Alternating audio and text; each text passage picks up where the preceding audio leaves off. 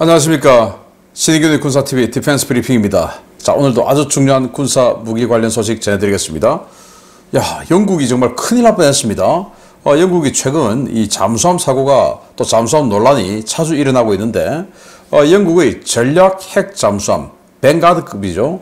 이 뱅가드급 전략 핵 잠수함이 수중에서 작전을 하다가 기계가 고장이 나서 센서가 고장이 나서 그냥 해저로 계속 들어간 겁니다. 그래서 이 뱅가드급 핵 잠수함에는 핵무기 트라이던트 2 SLBM이 탑재되어 있죠. 6발씩 탄두가 탑재되어 있는 다탄두 미사일인데 이거 완전히 그냥 큰일 나는 상황 되는데 어떻게 된 상황인지 보도록 하겠습니다. 그리고 중국 세 번째 항공모함인 푸젠함 새 소식도 들어와 있는데 어떤 내용인지 보겠습니다. 자, 5가지 단신 먼저 보겠습니다. 자, 이란은 세계 최강의 극초음속 무기를 개발했다라고 하며 파타2라고 하는 극초음속스럽게 생긴 미사일을 공개했는데 보겠습니다. 그리고 튀르키예는 자체 개발 호위함 이스탄불급을 실전에 배치했다라는 소식까지 보겠습니다. 첫 번째입니다. 이란이 세계 최강의 극초음속 무기라고 주장하는 파타2 극초음속 활공 비행체를 전격 공개했다는 소식입니다. 아직 실험 비행 여부는 확인되지 않았지만 이란은 이 무기가 마하 15의 속도로 최대 1400km 거리를 비행할 수 있다고 주장했는데요.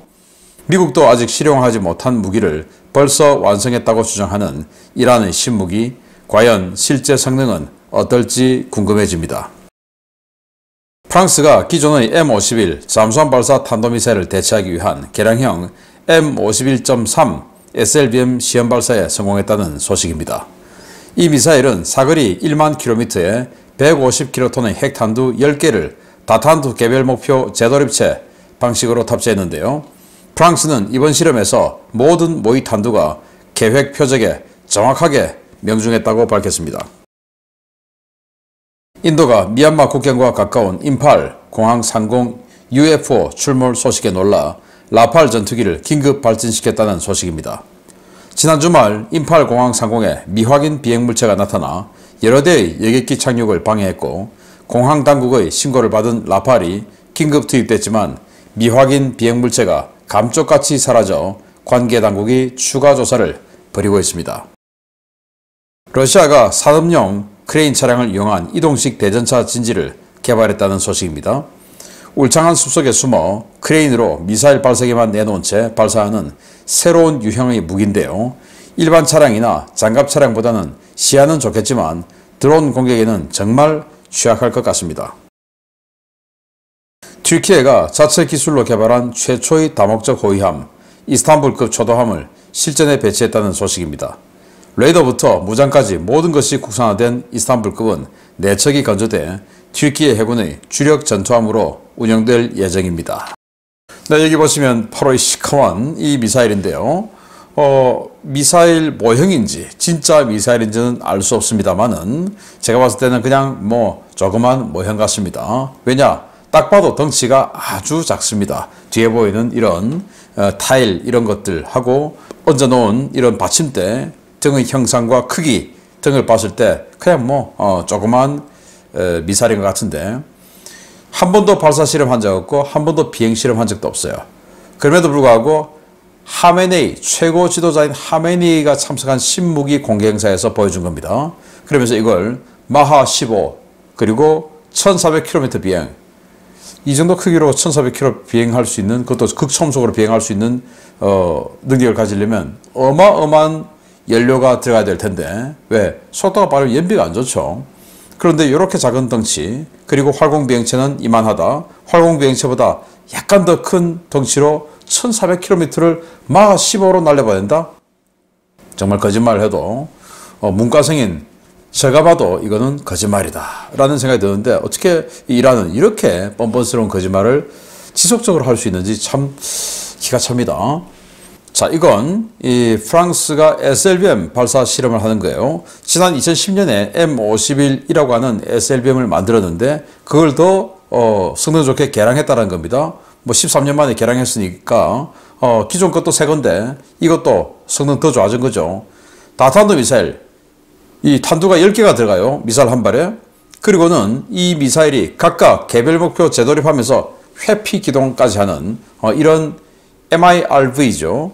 그리고 프랑스는 이걸 르트리옹팡급 전략핵 잠수함에 탑재하는데 그 르트리옹팡은 4척이 있고 그 각 한 척당 이거 12발씩을 탑재하는데 이번 모의 실험에서 정확히 성공했다라고 하네요. 150킬로톤짜리 10발이 들어가는 미사일 12발을 탑재. 그 잠수함이 4척.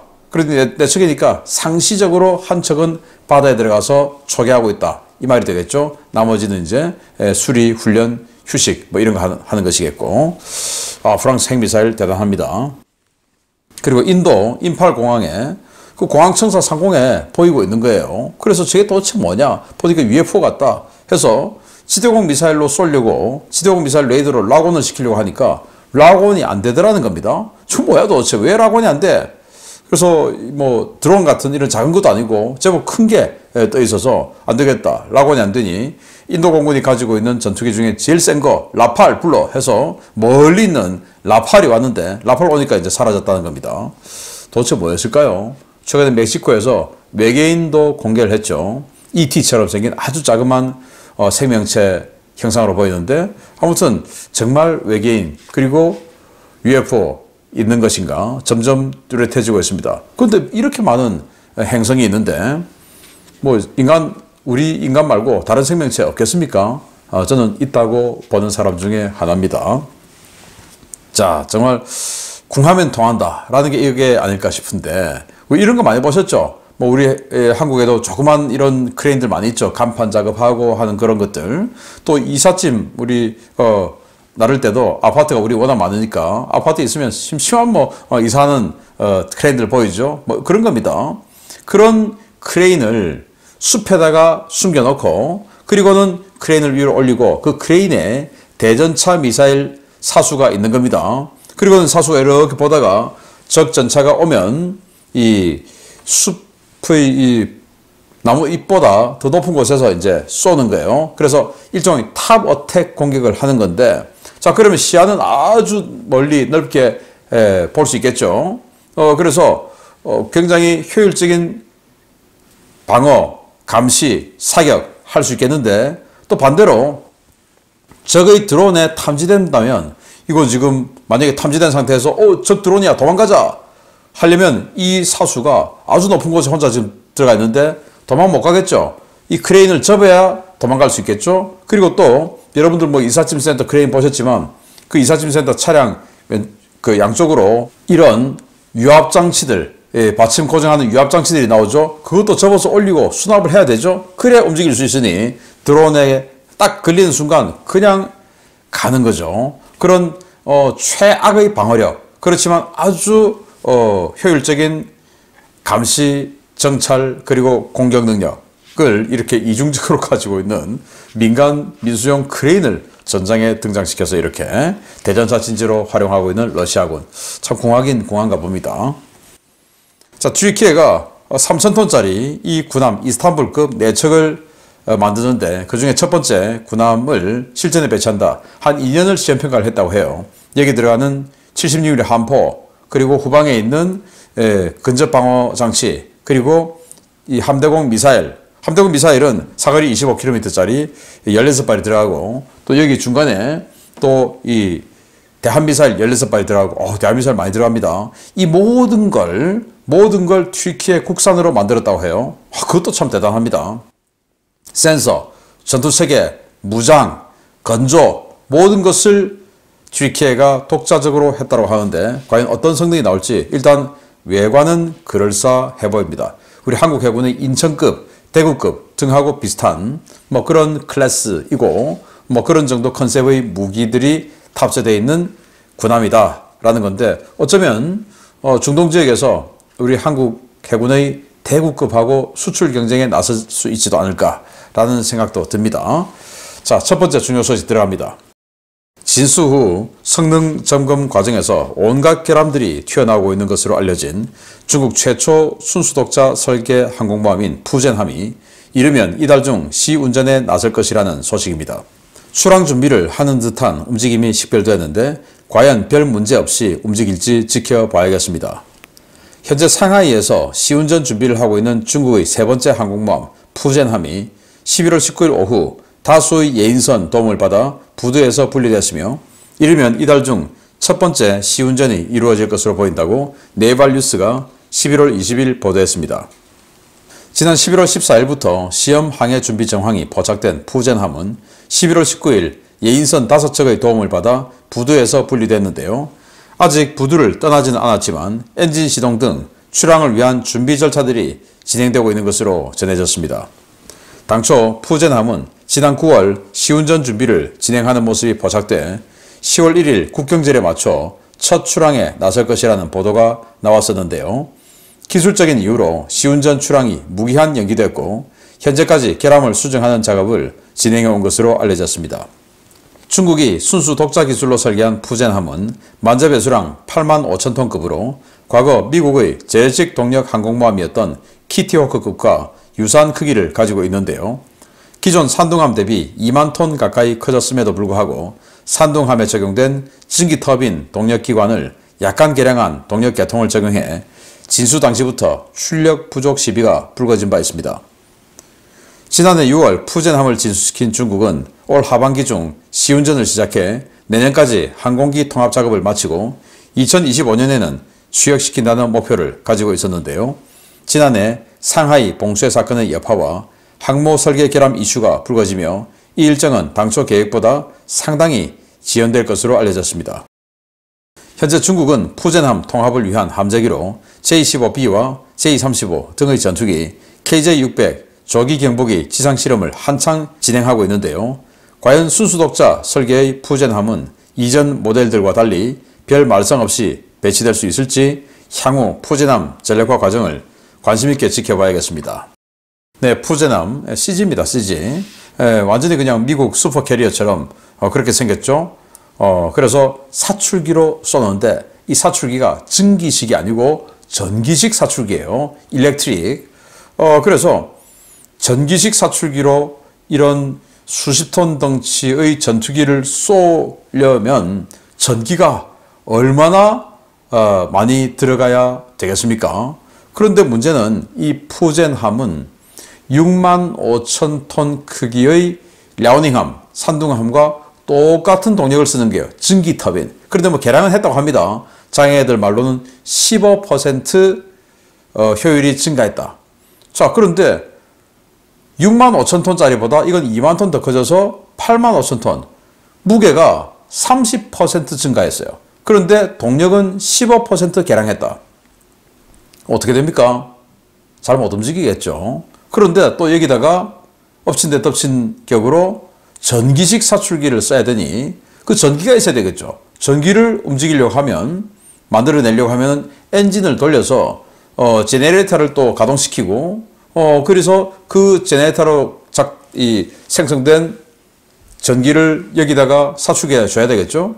그런데 항공모함이라고 하는 것이 전기 쓸 때가 얼마나 많겠습니까? 통신도 해야 되고 이 수천 명이 있는 이런 그 배를 움직이는 많은 센서들 그리고 하다못해 전등까지 사용해야 되니 얼마나 많은 전기가 소요되겠습니까? 그런데 사출기를 쏜다고? 미국처럼 원자력 추진 같으면 뭐 그래도 그 원자력에서 엄청난 에너지가 발생하니까 할 수 있는데 이거 야 되겠나? 라는 거죠. 그래서 아마 가스터빈 엔진 같은 걸 추가로 장착해서 함 내부 공간을 희생해서 추가로 장착해서 전용으로 전기만 생성시키는 엔진을 넣지 않을까. 자, 그러면 가스터빈 움직이려면 연료탱크 또 집어넣어야 되죠. 그래서 아주 내부 공간 운영 효율성 떨어지는 이런 항공모함이 아닐까라고 생각되는데 지난 9월에 시험 운행하려고 했었어요. 그래서 연돌, 굴뚝에 연기도 나고 했었는데 그리고는 또 접었어요. 왜냐? 동력 계통에 문제가 생겼겠죠. 그리고 11월 14일 이런 형상으로 있었는데 11월 19일 위성사진 보니까 배가 이 항구에서 떨어져 나온 겁니다. 터그보트 5척의 지원을 받아서 떨어져 나온 거예요. 이제 항해하러 나가겠다 이런 거 아니겠습니까? 그런데 육상에서는 여기 탑재할 전투기 J-15B 그러니까 J-15 수호이 33의 중국판 짝퉁이죠.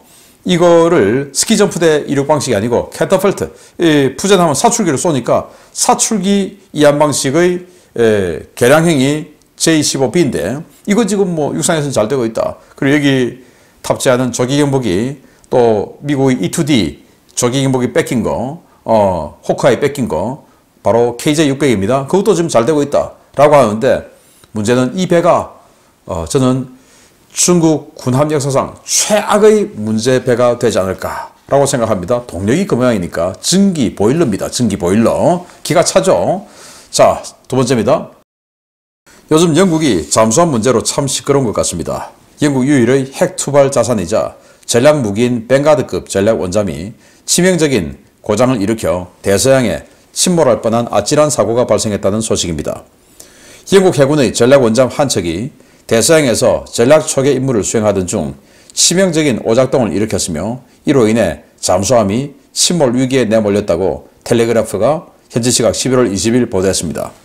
매체는 트라이던트2 핵미사일을 탑재한 영국 해군 잠수함이 북해 수중에서 치명적인 오작동을 일으켜 파괴 심도 가까이까지 내려갔다 라며 140여 명의 승조원들이 큰 변을 당할 뻔했다 라고 전했습니다. 문제를 일으킨 장비는 심도 측정 장치였는데요. 사고 당시 뱅가드급 잠수함의 심도 측정 장비에 이상이 생겨 잠수함이 평행을 유지하지 못하는 상황이 발생했던 것으로 전해졌습니다. 이 잠수함은 수심 측정 장비에 오류가 발생해 자신의 심도를 확인하지 못했고, 수평 잠항 상태가 아니었음에도 불구하고 센서 고장으로 자신들이 일정한 심도로 항해하고 있다고 믿었는데요. 끝없이 깊은 수심으로 내려가던 잠수함은 기관실의 또 다른 센서에서 심도 경보가 울린 후에야 자신들이 파괴 심도 근처의 위험 구역에 진입했다는 사실을 인지했습니다. 승조원들은 잠수함이 파괴 심도에서 찌그러지기 직전 급부상했고, 사고가 터지기 전에 재앙을 막을 수 있었는데요. 군사 전문지 밀리터리 투데이는 이 잠수함이 500m 이상의 깊은 심도까지 내려간 것으로 추정된다고 전했습니다.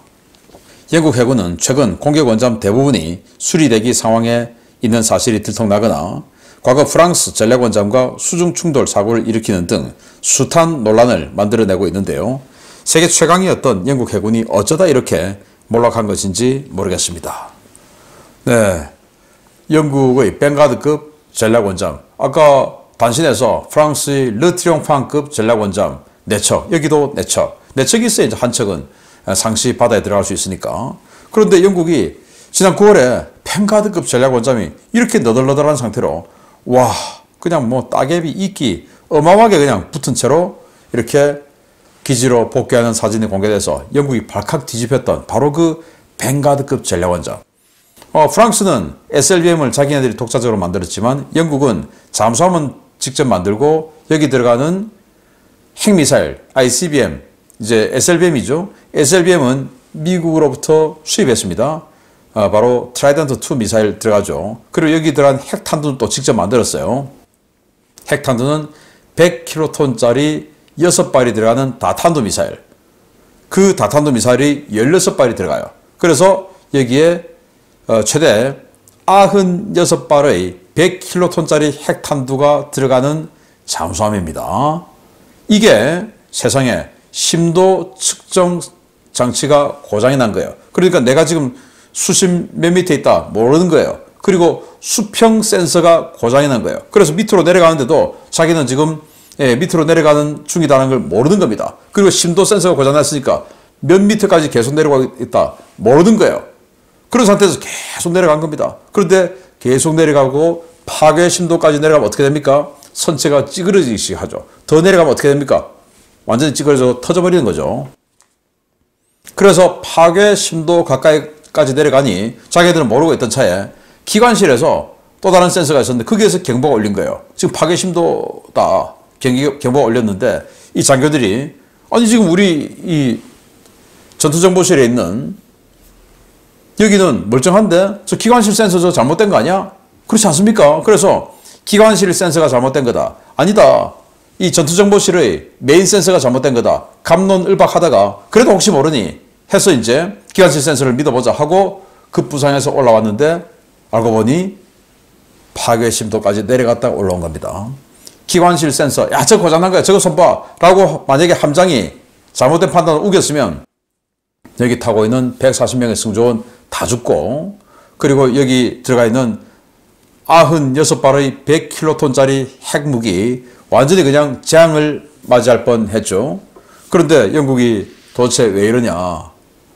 뭐 과거에 식민지 어마어마하게 경영하면서 거기에서 나오는 각종 재화로 떵떵거리면서 살다가 이제 자기네들 혼자서 경제 일구고 살려니 돈이 너무 없는 거죠. 이런 상태로 영국이 과연 어디까지 추락할 것인지 참 안타깝게 지켜봐야겠습니다. 이런 상황에서 우리 대한민국하고 영국하고 전략적 동반자 관계를 체결했죠. 우리 대통령하고. 이런 상황에 영국 부디 과거의 영광을 식민지로 일으킬 게 아니라 열심히 노력해서 과거의 영광 좀 찾기를 바랍니다. 마치겠습니다. 감사합니다.